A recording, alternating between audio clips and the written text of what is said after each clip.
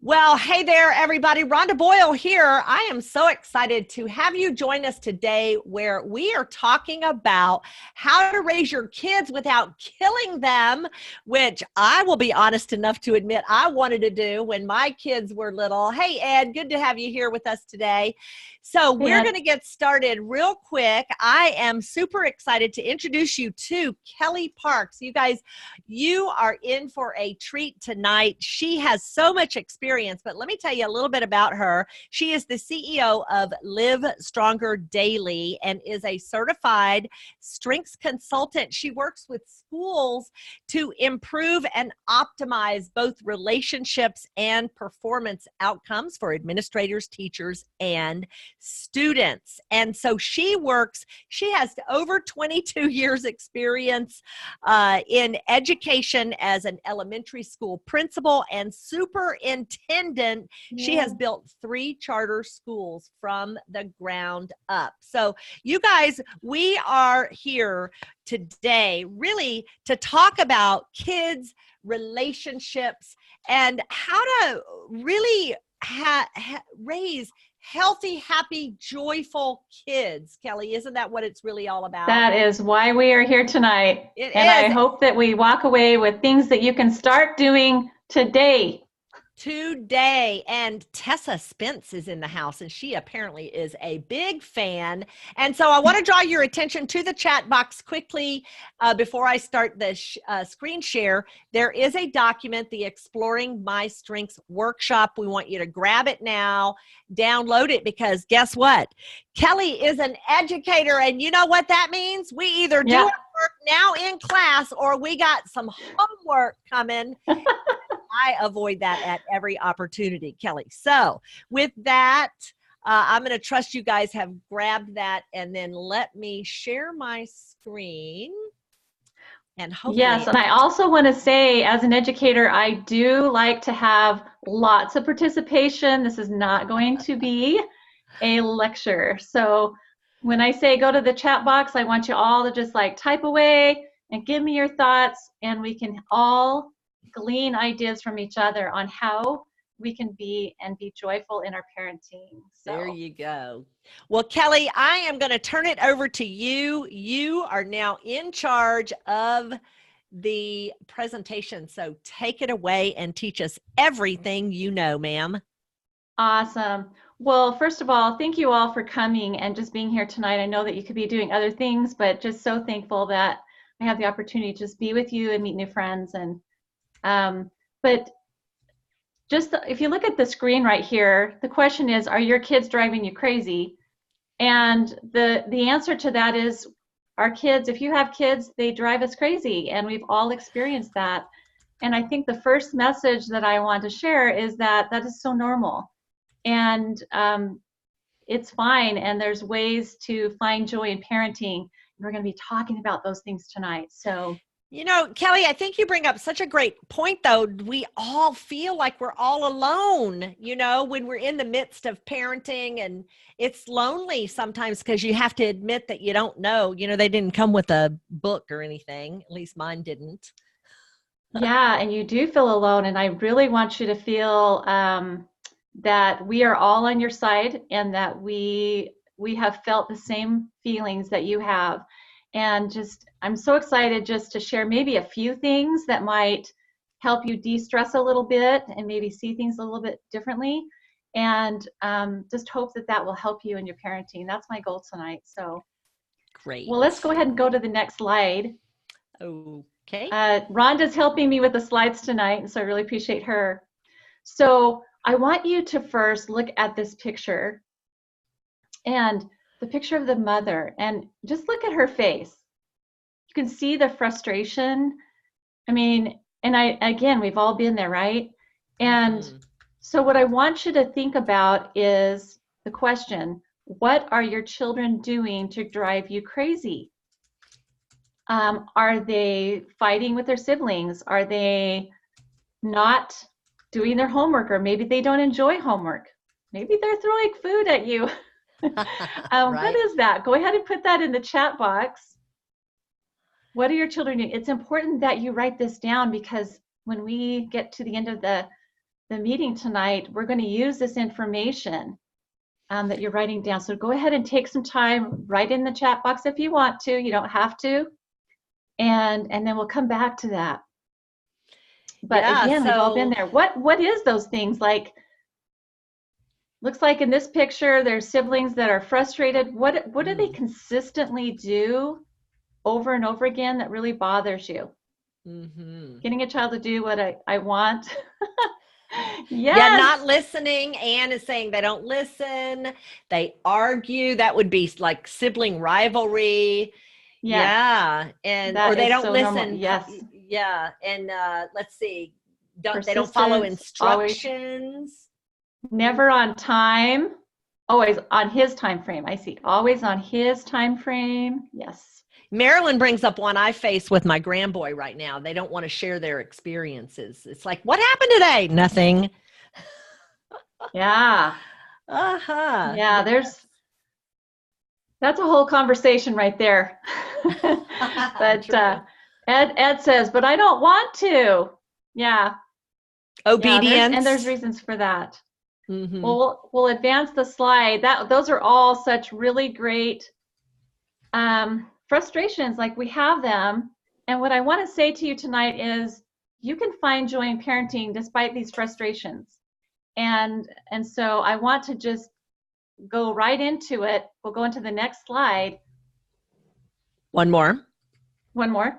Right here. Okay, so look at this picture. You see this girl and she has a report card in her hand. And I want you to tell me in the chat box, where do your eyes go immediately? Do they go to the high grades? Do they go to the low grades? Look at the other report card. Same thing. What in the chat box, tell me where your eyes go immediately. To the high grade. Yeah, high okay. grade. So am I the only one that sees the negative? Looking to see growth. We must have a lot of strengths coaches in our Yeah. We might. Uh-oh. Marilyn, yes, Marilyn, me too. The F. low grades, right? Yes. Something is happening, right, to this child, I think, and I would be annoyed for sure. That's the first thing I would do. Yeah, and that happens so often. Well, what about your parents? Okay, in the chat box, I want you to put, when you brought your report card home, where did your parents look first? What did they want to talk about first? Put that in the chat box. Yep, at the bottom. Always the lowest grade. Yes, thanks, Ed. Linda. Oh, look. Melinda, mom high, dad low. Okay, interesting. You know what? Come to think of it, I think I had a mom high, dad low kind of thing too. So I was social. My teacher was. I can't see all of it. Anne says, they knew I was social. It means my teacher was too nice to tell me to shut up. I think we had the same teacher, Anne. I'm convinced now. Yes. Okay. Well, good. Let's go on to the next slide. Okay. That's great. Okay, one more. Report cards from the teachers. So where did your teachers, where did they spend their focus? Was it on the lowest grades or your highest grades? Did they talk to you more about the high or the low? Go ahead and put that in the chat box.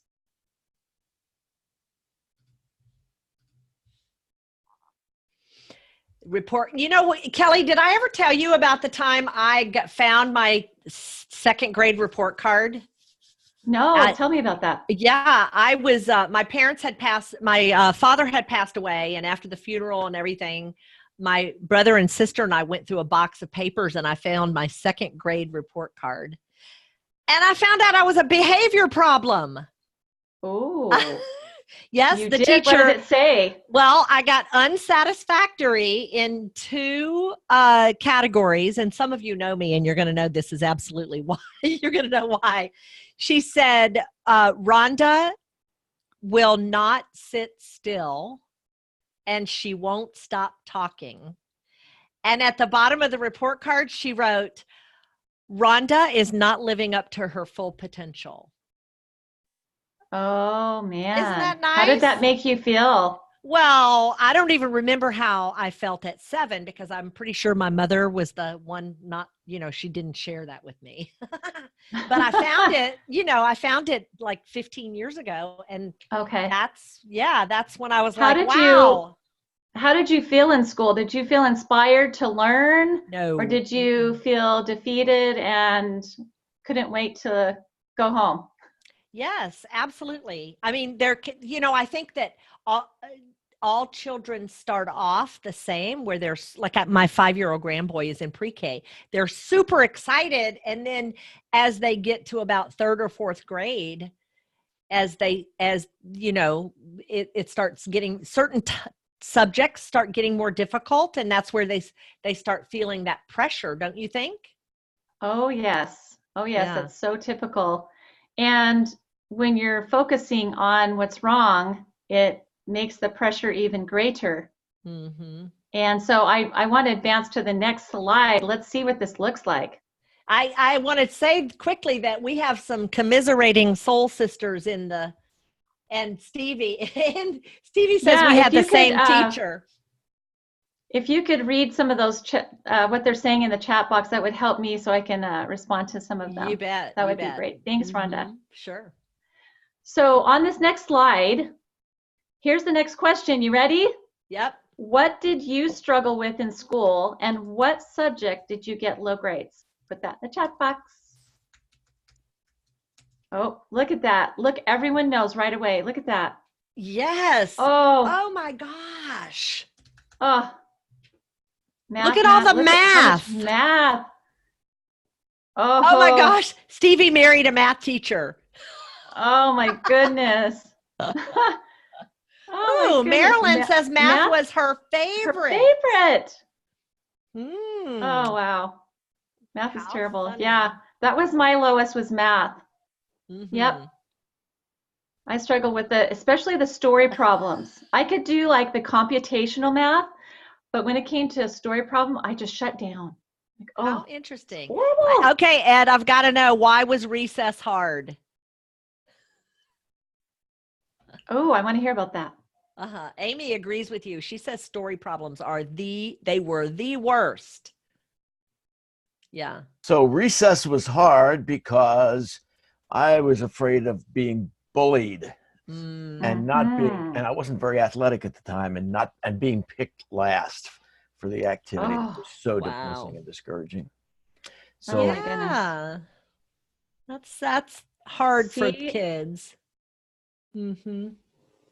I didn't understand. Oh, wow. Look at all these great comments. You Yeah. guys, thank you so much for participating so well in our chat box. This is so great. Isn't it interesting that we Yes. all of us seem to have similar experiences? Even Josh, he says he was homeschooled, but writing was his challenge. Okay. Yeah. Yeah. Mm-hmm. Yeah. All right. So let's go to the next slide then. All righty. Well, let's see where this takes us. All right. So these are all bad memories. Our recess, math, going to school, not everything was bad, but I want you to know that this is not your fault. All these bad memories. Go ahead Mm-hmm. and advance the slide. You bet. Our culture teaches us, and they've conditioned us actually to have this negative deficit mindset. And there's three things that they do, our culture. They want us to compare ourselves to others. And where that leads is that if we compare ourselves to others, then we're not good enough. Mm-hmm. And then the second one is be well-rounded, be good at everything. And if you're not good at everything, guess what? You're still not good enough. And you're going to sit through this class till you are. Until you are. And you go to the next thing, if you're not well-rounded and you are failing at certain subjects, then we're going to focus on your weakness. Mm-hmm. And so guess what that leads to? You're not good enough. What's it like for you? Go ahead and put this in the chat box. If you had to spend the entire day doing things that you are not good at, how would you feel? Wow. If you had an entire day of math, if you didn't like math. Mm-hmm. Yeah, stressed out. Stevie, I see your question. And I'm gonna hold it. I want you to ask it again at the end. Yes, you would feel exhausted and frustrated and depressed, discouraged, pained. Totally tune out. Melinda worked at a bank, worst job ever, and she hated math. I did too. Why did we do that? It was a constant attempt to fix ourselves. Anne says she would totally tune out. She would be so discouraged. So, Amy, right? It'd be terrible. And Melinda says it stressed out her adaptability, being adaptable. You know, she couldn't be. So. There are children that do not want to come to school because they don't want to face math, or that one thing that they don't want to do, they will make themselves sick. And I really believe that adults do the same thing. If there's something at work that they don't want to do, they will be sick and call in sick. So this is this culture of negative deficit mindset is a real thing. And so I want to advance it to the next screen, because I want to kind of contrast this with, now think about school and what you did exceptionally well. So see, we're having some contrast now. I want you to think about, what was that? Was it that you were great in science, or you were great in spelling, or you were great at, did you switch the slides? Okay. I did. So sorry. Okay. Okay. So I was excited about putting my answer in. Okay. Did we do the contrast one? Because I wanted to make sure and do that when we're done here. Yeah. You want me to move forward? No problem. Okay, great. I was strong in social science. Look at this. Amy loved diagramming sentences. Oh, I did too. Yay, Amy. Wow. And Ed was good in science. FBLA. Business journalism. Ooh, I love that. Wow. Yes, look at that. Gym class and in science, Stevie. Spelling and making friends. Sweet. For me, it was talking. Yeah, I actually did super well with spelling. I was in the spelling bees, and I remember in 8th grade, I spelled against the high schoolers. I did a K through 12 school, and I beat all of the high school students. So wow, I love spelling. It comes easy to me. At the time I didn't understand why people struggled with it, but it was just super easy. Right. Talking for me is super easy, Ed. I promise. Joshua, he loved learning history and all kinds of facts. Yeah. Oh, I love that. Mm-hmm. Isn't that fun? Strong science and math. Oh, I love all these comments. This is great. Yeah. So I want to ask you this question. What are you noticing about the contrast between focusing on what's strong and what you do well and what you don't do so well? Just in the chat box, I want you to think about that. And what are you noticing, like your feelings, and are you more successful with one than the other? More successful, they feel happier, inspired. I feel empowered about talking about what I do well. Stevie says that she's energized and feels better about herself. Yeah, I mean, even I feel when we're talking about what we do well, just my mood gets better. I feel more excited. So yeah, Josh is more alive, and Amy feels more confident and assertive. Oh, so this is, even looking back, don't you feel how it felt, the contrast? I think that's such an important thing to kind of take a look at and notice it. because it's important when we start talking about here in a minute parenting, because there is a contrast between both approaches. And so if we want to go ahead and advance to the next. There you go. This is a picture of a psychologist, Dr. Don O'Clifton, and he had the same observations, same questions, same concerns about our culture and the negative deficit mindset. And he had this question: what will happen when we think about what is right with people rather than fixating on what is wrong with them? And do you know that he studied this for 40 years? It's crazy. And he talked to thousands and thousands of people. Would you like to know what he discovered? 40 years of research. I can't wait. You ready? Uh-huh.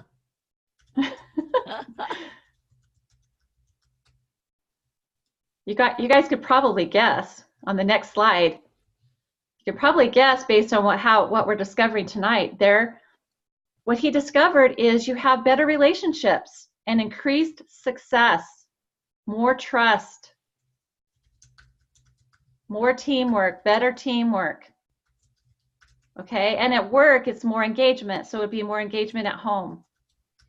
So these are all, it's basically a more successful way of approaching life. So, and your kids, yes. Yeah, fun.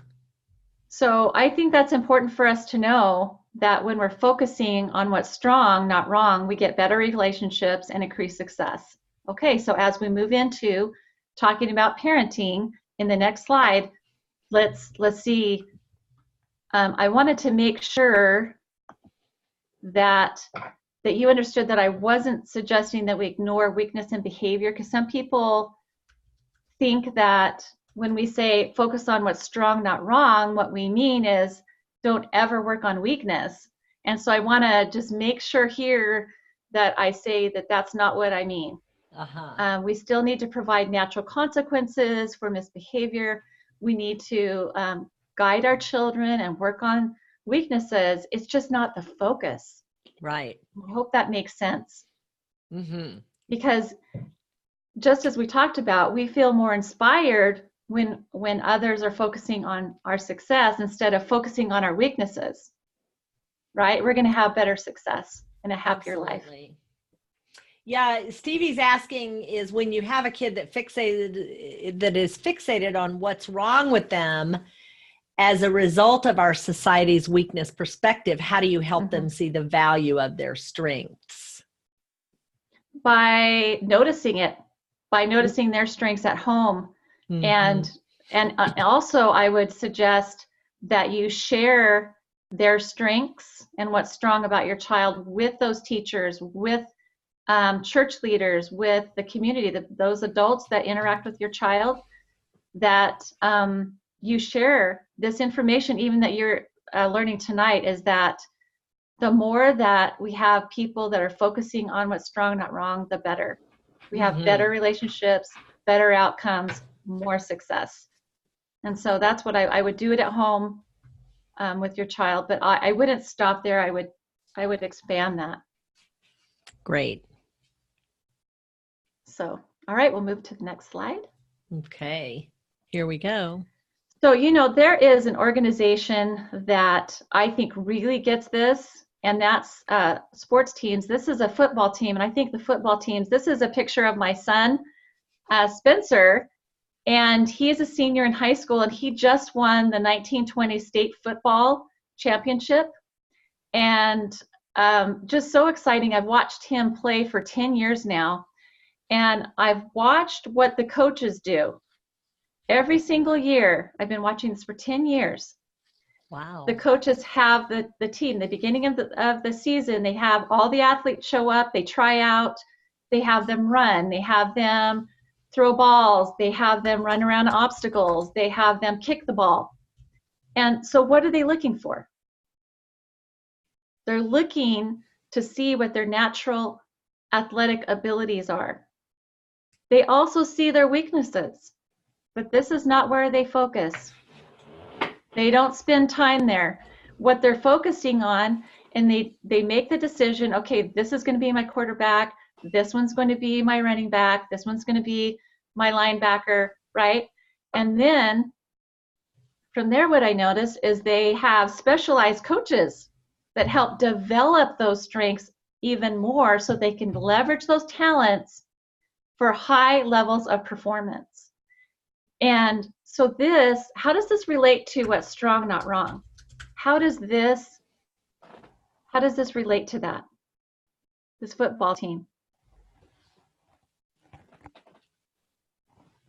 Yeah, they're focusing on what's right with each of the kids on the team and sharpening that particular natural ability that they have already. Yes, right. Melinda, right. They're moving forward with what's right. Josh, they get lots of support. You know, they also, I like how in the example you're talking about, they have different coaches for different types of activities in there. And do you realize when they're actually practicing, they're not trying to make each of the athletes good at everything. Like everyone's going to be good at throwing. Everyone's going to be good at being a running back. Everyone's going to be good at being a linebacker, because that would not get them to a championship. Doesn't work. We have to focus on leveraging talents to success and winning.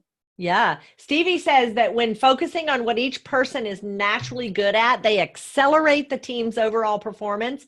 And I'm going to say it does energize the players to be perfecting their strengths. Absolutely. Right. And Ed is agreeing. You get the best from each player, and that makes the team strong. Anne says stepping away. Oh, she's stepping away from her kids for a moment. Oh, sorry. No problem. Okay. Yeah. So. Yeah, her bosses are trying to make her work good at everything, which is not what she's saying. Yes, right, Anne. Exactly. Right. And so I think we can learn a lot from just taking this as an example of how we can use this in our family. So if you go to the next slide, this is a picture of a family. And do you think that this same approach that a football coach would take, would that work in a family setting? I want you to put that in the chat box. Tell me what you think. Yes. Hey, Joe, good to see you. Of course. Yes, absolutely. And if so, how? What would that look like? We've talked about how it looks on a football team. How would that look in a family setting? What are your ideas? Put that in the chat box. Maximize performance as a whole family. Wow, I love that. Happy family, smiles, joy. I love it.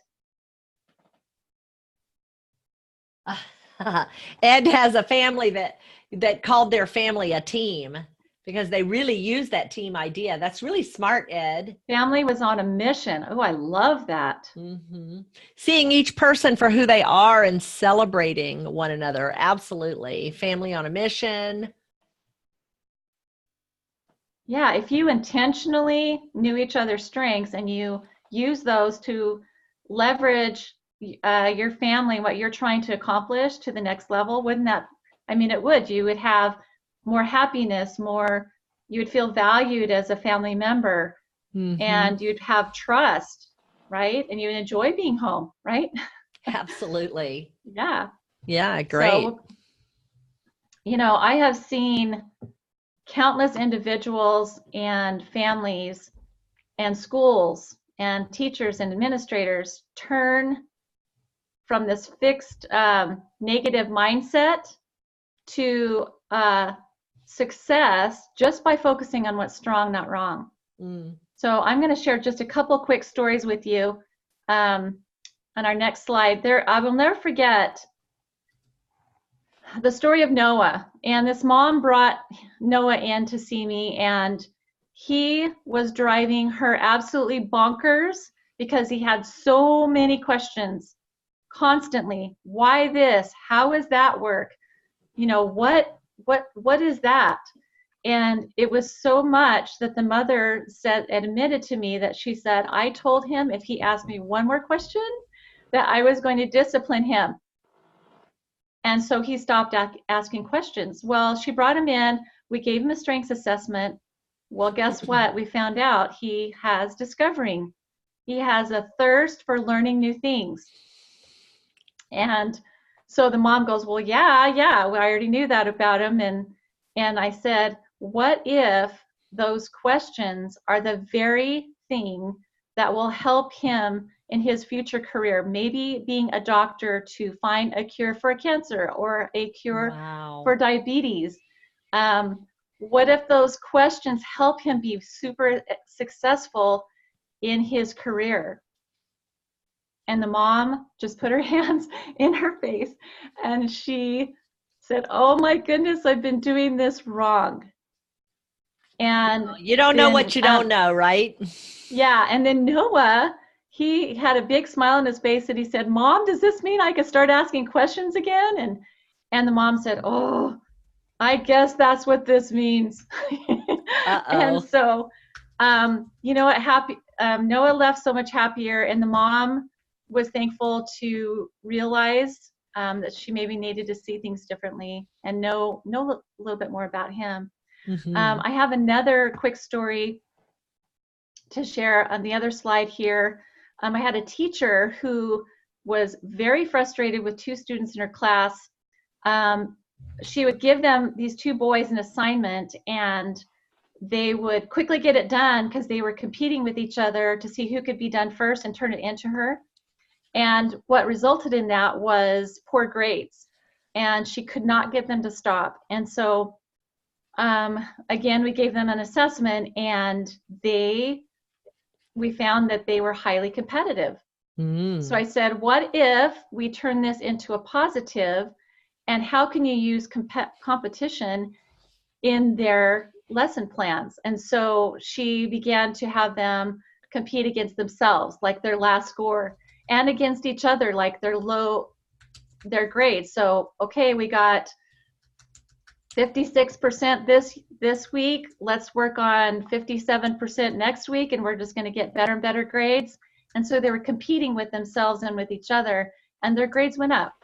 And just by understanding that these two boys had competition as a strength.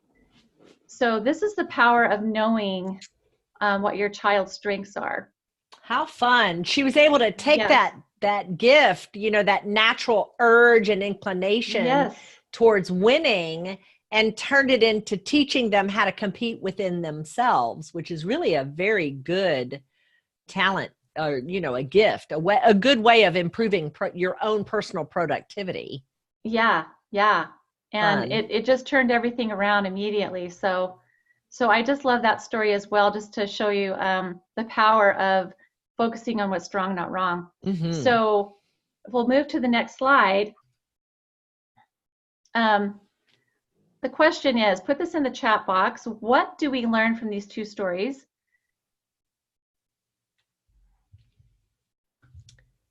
Yeah. That we have things that drive us. Yes. Yeah. Our strengths have needs. So in the story of Noah, he had the need and thirst for knowledge. And with these two boys, they had to compete. And so what happens is, if their needs aren't met, then they overuse their strengths. So Rhonda, when you wanted to talk in class, this kind of builds up. As a child, it's kind of like, oh, I want to talk.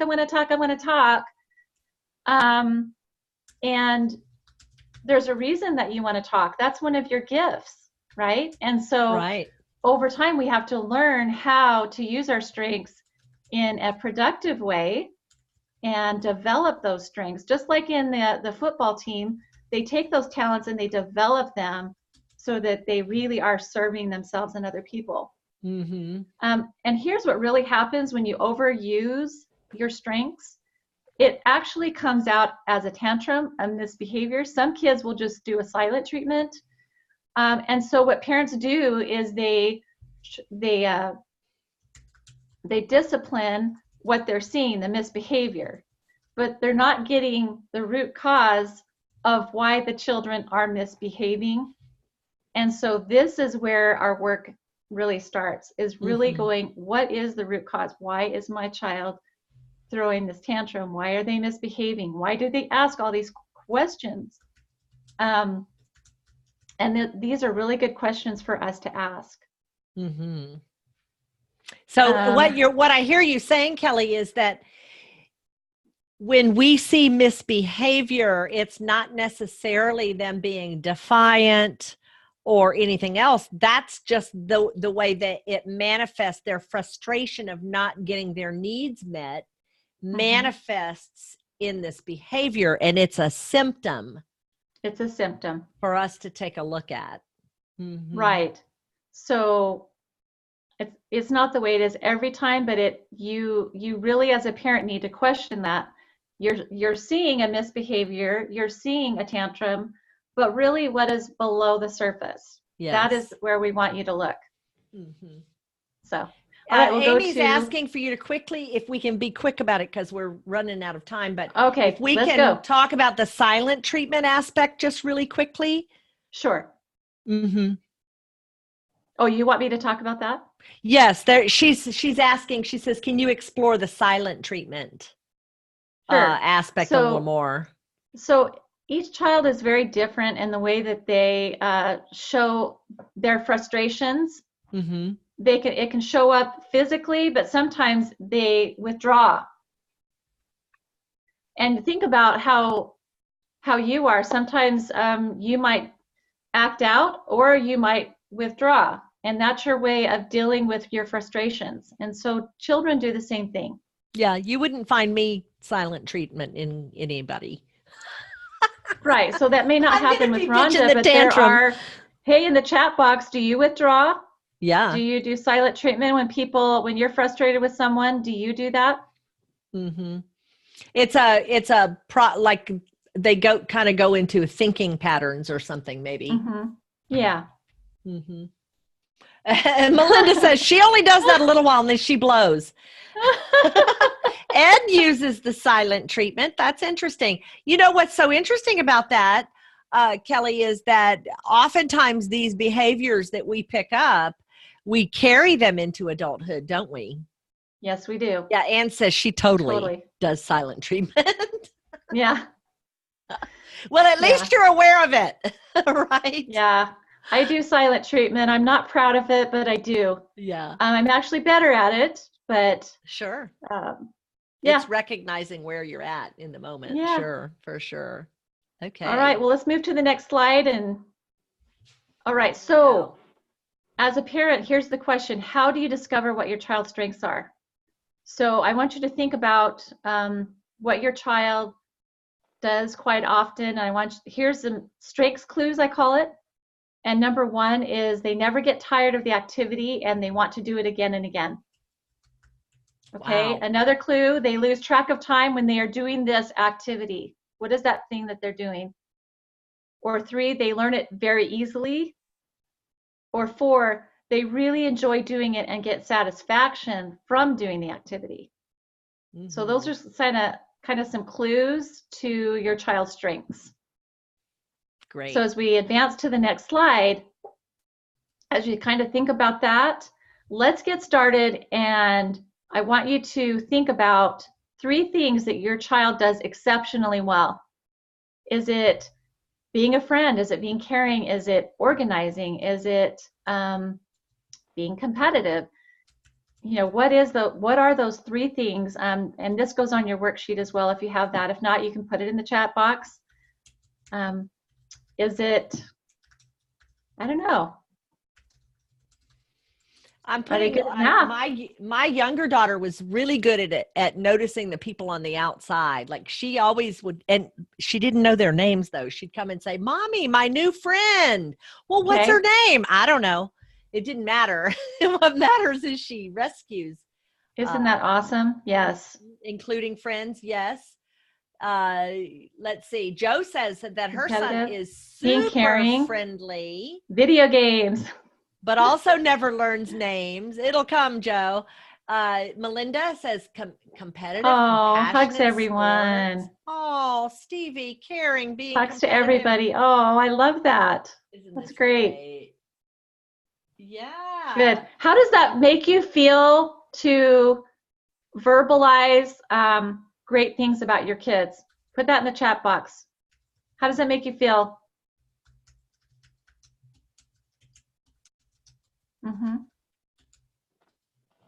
It does feel good, doesn't it? Yes. To see them and be able to recognize their amazingness. Stephanie Yes. says that her child is focused on Lego and Lego building and wants to do it again as soon as he's finished. Oh, those are great clues. Great clues. I love it. Yeah, good. Yes, right, so a part of their world and see their greatness, Marilyn. Exactly. Okay, so moving forward here. All right, so we can have more of these great moments where we're feeling great about our kids. And here's 5 ways to raise your kids without going crazy. So the first one is... We need them. We need them for our humanity, Kelly. We do. So we're going to click for our first one, and that is identifying your child's strength. And you've actually done that. You've done the first one. You've already done, see, there's no Yay. homework. There we go. Good job. All right. And there's assessments if you want to do those. I've done those, but it's a good, just start noticing what your children like to do. And number 2, focus on what's strong, not wrong. We've been talking about that a lot, right? Yeah. So if you focus on what's strong, not wrong. Let's go to number 3. That's, looking at the A and celebrating that A. Why did you get that A? Tell me how you did that. Let's cheer you on. And then the third one is catching them using their strengths often and praise them. You catch them. So if your child is a caring child, you can make a simple comment like, that was such a caring thing for you to do to your sister. Thank you so much. We really appreciate that you do that in our family. Yeah, everybody wants to feel appreciated and needed and for what we bring, right? Right. And so the more that we do that, it just fosters, well, you probably all know when you compliment a child, what do they want to do more of? Exactly that. Right. And you know what? When you call out the negative, but when you call out the negative, oftentimes they continue to do that too, don't they? Yes. That's sort of the rut that or the cycle, I think, that vicious cycle. And why is that? That's a good question. It's, where am I getting the most attention? Because if, we're on our phones all the time, that might be the only way they can get our attention sometimes. So, so the fourth thing we can do is develop that strength. So for example, if we took Noah, he loves to ask a lot of questions. Maybe we sign him up in a science club, a robotics club, something like that, where we actually take the strength and develop it, and so that they can use their strength, so they don't have this frustration build up, because then we're dealing with misbehavior again. Yes. Right? So for sure. Oh, 4-year-old is creative and imaginative. Oh, I love that. Yes, she wants to know how to use that to get out of the house faster in the morning. Anne must have strategic. She's looking for strategic ways. Yes. Okay, and finally, let's do the last one here. Okay. Share your child's strengths with teachers, grandparents, church leaders, whomever, extended family, to create more understanding and better communication. Okay, so you want to multiply your efforts. If you just do this at home and then they go out into the world, then they get caught up with people in our culture that like to focus on what's wrong and not what's right. So I would spread this to everyone. Yes, everyone. It takes a village, doesn't it? It does. It really does take a village, and I think especially today, even more than in years gone by, just because of how distracted everyone is. So yes, be a spotter of talent for sure. So you guys got that right. Identify, focus, catch, develop, share. Yeah. Mm-hmm. So if you take those 5 things, if you move to the next slide, I would really like, as you look at those 5 things, I would like to know how those 5 ways can help you with your frustration that you named in the beginning of our presentation, and put that in the chat box. So how which of those ways? Yeah, I'm sorry, Kelly, go ahead. No, that's fine. Well, maybe you could go back. Yeah, I wanted to show I wanted to show the identify, focus, catch, develop, and share. Is that what you meant? Yes. Yes. So if you were able to do that for one of those areas of frustration for your child, how can that help? Yes. Mm-hmm. And then put your answers in the chat box.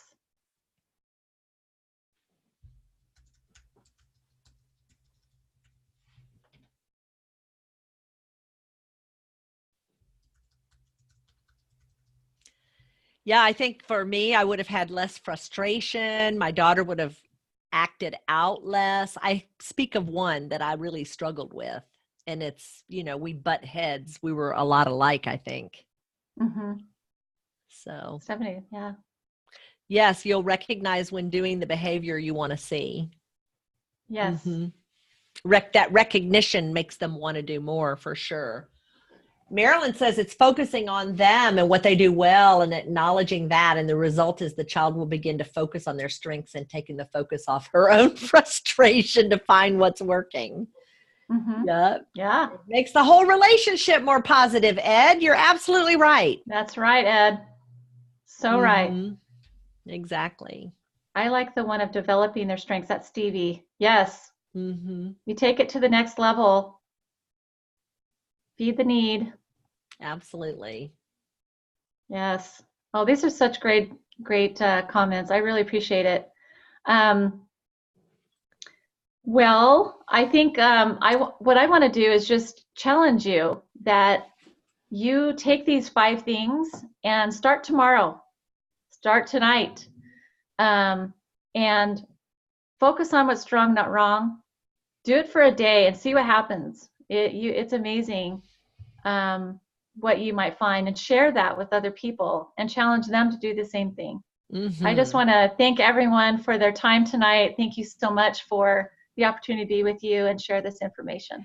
Thank you, Kelly, Rhonda. this is great. And I tell you, I don't want you guys to leave yet, because I have something I want to share with you that I has really a treat about Kelly that you really want to know about. And that is that she is an amazing author. Hello. Let me stop the share here for just a second so you can actually see what I have, because I would be remiss if I let you guys go without knowing more about Kelly and what she has to offer here, and something that I really want you to know about. And that is this little book that she has written. It's called Exploring My Strengths. And I'd love for you guys to go quickly to exploringmystrengths.com, where she has a special bundle available of her creative work. And let me just say this. This is my second book.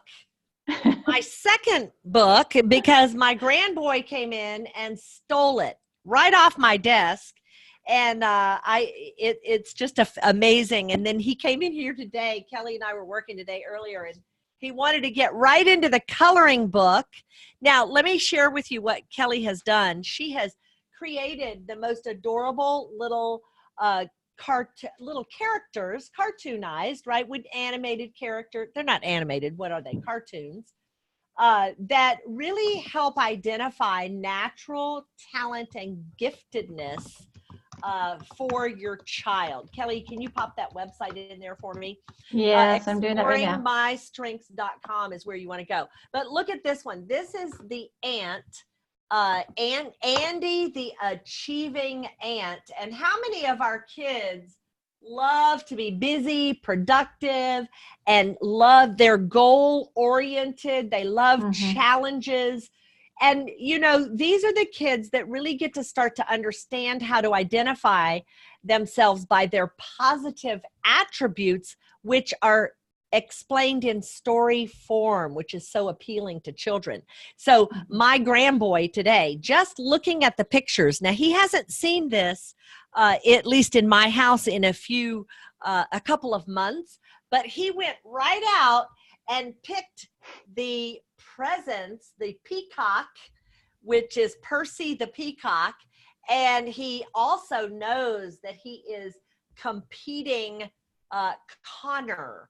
And he is very much competitive and very much about presence. In fact, Kelly got some experience of him today, right, Kelly, where he had to show so her cute. all about his new scars and, things. Yes, he has presents for sure. Right, exactly. He had a hat on and a super cape. And yeah. So let's see. We've got a few questions. What grade or age is the book? And I believe it's 3 to 12 years old. Isn't that right? Yes, that's correct. Yeah, because, some of parts of it anyway. So they love the coloring. They have the opportunity to color about themselves. This is in the bundle that she has. It includes a bookmark. Here we go. And yes, the poster right here.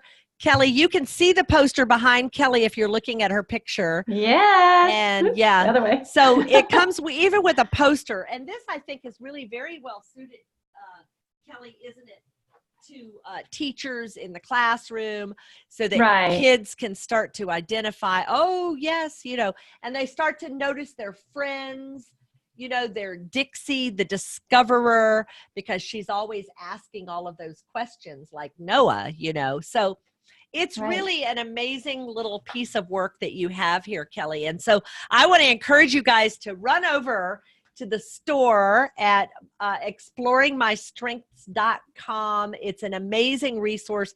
In fact, if you know teachers or grandparents, it might be something like I have these at my house because I have a grandboy who comes over. So, it's an opportunity for us to really continue to focus his eyes, and these children focus their eyes on what's right with them, and in a wonderful way that you have personified these gifts in the form of characters that they can grow to know and love. And personally, Kelly, I see a Beanie Baby collection somewhere, in the future, because I do think that you have a great little thing here, great little book. So I want to encourage everybody, if you're listening, to run over to exploringmystrengths.com and grab Kelly's bundle. It's perfect for Christmas. So anyway, I just wanted to make sure you guys all knew that. And Kelly, it has been just a joy to have you here. Oh, so happy to share this information. And Alicia actually has the book. She says she loves the book. I do too. She says it's a way that can be read with younger or older kids. You can just read the poems with the younger ones or the whole story as they get older. And she loves the part in the back that helps them identify these amazing little talents that, our kids, we know that they are gifted and amazing. And it's really, Kelly, right? It's what we focus on, huh? Yeah, and the book was written out of desperation. I didn't have resources to teach kids what their strengths were, so I had to create them. Well, there you go. And you're a creative genius, and we're grateful that you have contributed to the world this way. And so with that, we will end our call today. Kelly, so glad to have you on, and thank you everyone for joining us today. And thank you, everybody. Thank you. You'll be able to catch this on replay. We'll send it out later. Yeah, thank you. Glad you joined us. Thank you for your time. Take care. Absolutely. Thanks, everyone. We'll see you soon. Appreciate you. Thanks, Bye. Marilyn. Thanks, Josh. Thanks, everybody. Yes, Amy. Great Christmas gifts. Perfect. Yes. Thank you so much. Absolutely. Great job, everyone. Thank you. Thank you so much for joining us. All right. Thanks, Joe. Good to see you. Thank you, Joe. Thanks, everyone. Oh, thanks, Stephanie. We're glad that you're grabbing Thanks, a copy. Stephanie. Yep, you guys grab a copy of Kelly's book because it allows her to continue to create the next things for our kids. So, Kelly, remarkable work. Thank you so much for joining thank us. you. Appreciate Thanks, that. everyone. All right, we appreciate you, everyone, and we'll see you soon. And you'll catch this on the replay. I'll send it out soon. Kelly, I'll touch base with you soon. Thanks, everyone. Okay. Bye-bye. Thank you, All Rhonda. right. Bye-bye. Bye, everyone.